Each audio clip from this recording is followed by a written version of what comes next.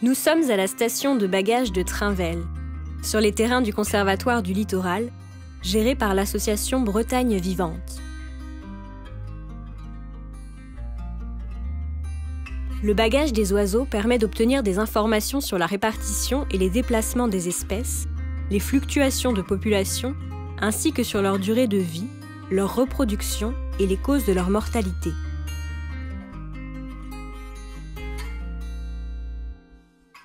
Cette cabane est le point de chute où se retrouvent les bagueurs du 1er juillet au 31 octobre. On y étudie principalement les oiseaux migrateurs en halte post-nuptiale. Alors ici, il y a une espèce qui est un peu emblématique pour la station, c'est le phragmite aquatique.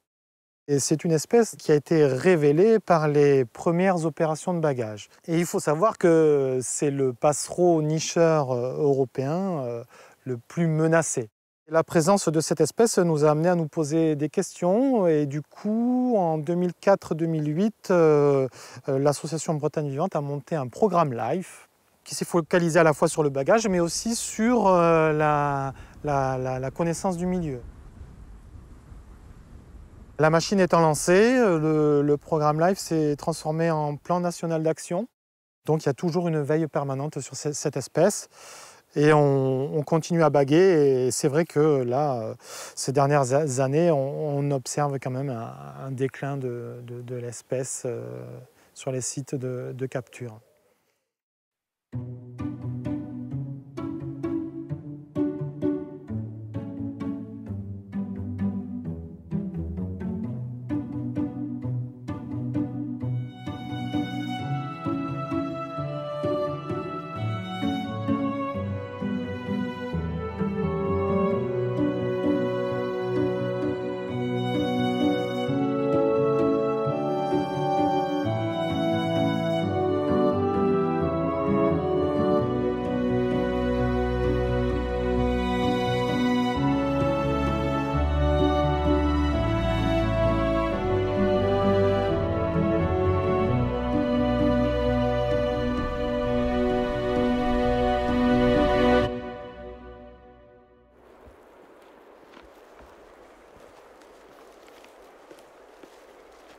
L'équipe arrive sur le site avant l'aube.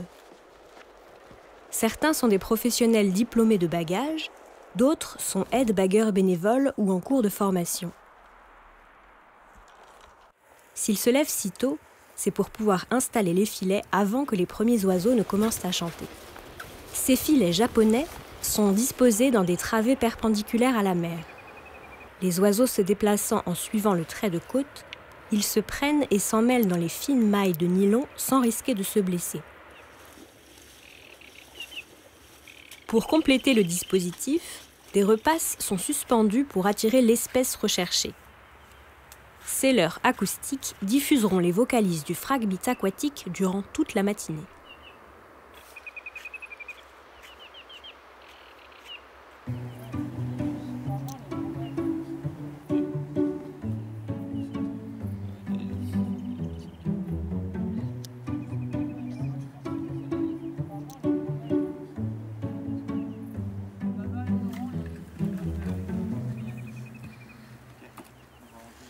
Les premières tournées de démaillage commencent au lever du jour. Ces relèves s'effectueront tous les 3 quarts d'heure jusqu'au remballage des filets.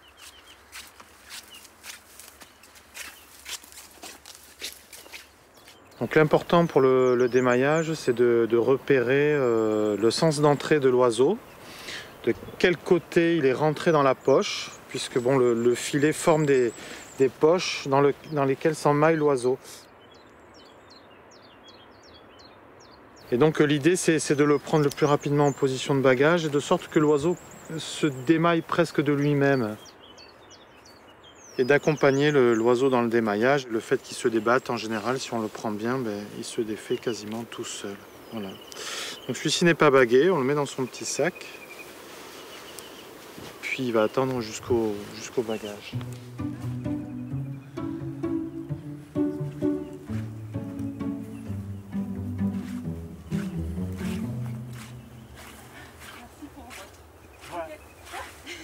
Baguer un oiseau, ça consiste à l'attraper lui poser une bague sur laquelle il y a 2 mentions importantes. L'origine, alors pour les bagues françaises, on a inscrit sur la bague Muséum Paris, et on a une deuxième information qui est un numéro unique, un identifiant. Chaque oiseau a un numéro différent. Cette bague qui est d'abord ouverte, on va la fermer autour de l'oiseau. Comme il y a des oiseaux de différentes tailles, on a des bagues de taille adaptée. Et une fois fermée, la bague ne serre pas à la patte de l'oiseau, elle reste mobile. Donc c'est comme un bracelet ou une montre. La bague étant mobile, elle ne blesse pas l'oiseau. Et chose importante, c'est qu'elle doit respecter une masse inférieure à, on va dire, 1% de la masse de l'oiseau. De toute façon, une bague, c'est extrêmement léger. C'est pas plus gênant qu'une montre pour quelqu'un. Nous, après, on va sur une autre ligne de filet, en peso léandais, là. Je ne suis pas sûr que vous ayez pied là-dedans.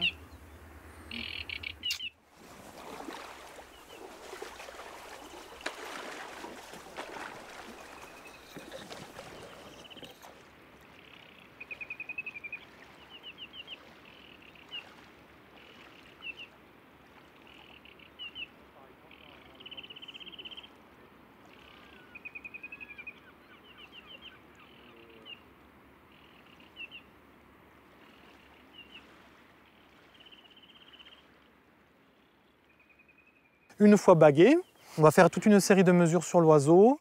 On va âger l'oiseau, le sexer si c'est un adulte, faire des mesures. On va peser l'oiseau. Et une fois tout ceci récolté, il ne reste plus qu'à relâcher l'oiseau. Alors quand on souffle comme ça sur le ventre, c'est pour regarder la masse de graisse. Alors Adip 1, il n'a pas de graisse. Mu 0. Je vais mesurer le tarse.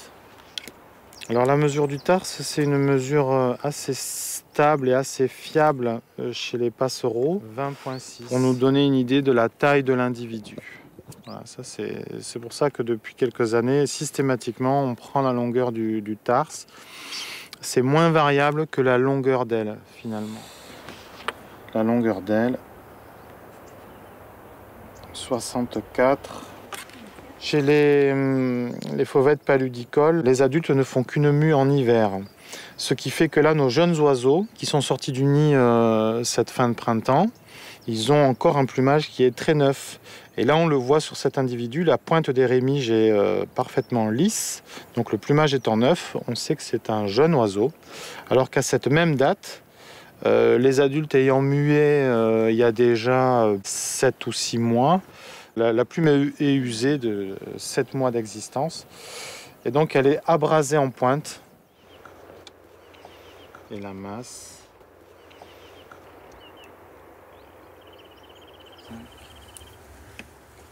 Donc voilà, là c'est un individu qui est assez léger, hein, c'est 10 grammes et des poussières. C'est le poids moyen pour les oiseaux qui sont encore maigres et les oiseaux qui n'ont pas encore fait de réserve de graisse. Parce que le Phragmite des joncs, en préparation de sa migration, c'est un oiseau qui est capable de doubler pour les plus gros individus son poids en graisse. Cette graisse qu'il va utiliser pour tout au long de sa migration comme carburant. Donc lui, bon, il n'est pas encore prêt à partir, mais bientôt.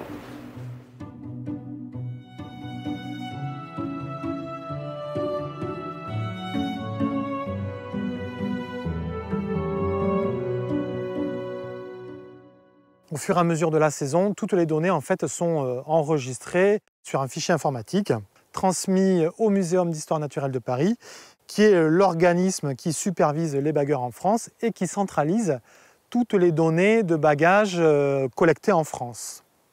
Par exemple, pour la station de bagage de Trinvel, c'est 31, voire maintenant, là on entame peut-être la 32e année d'activité, et bien on cumule plus de 250 000 données d'oiseaux. Voilà.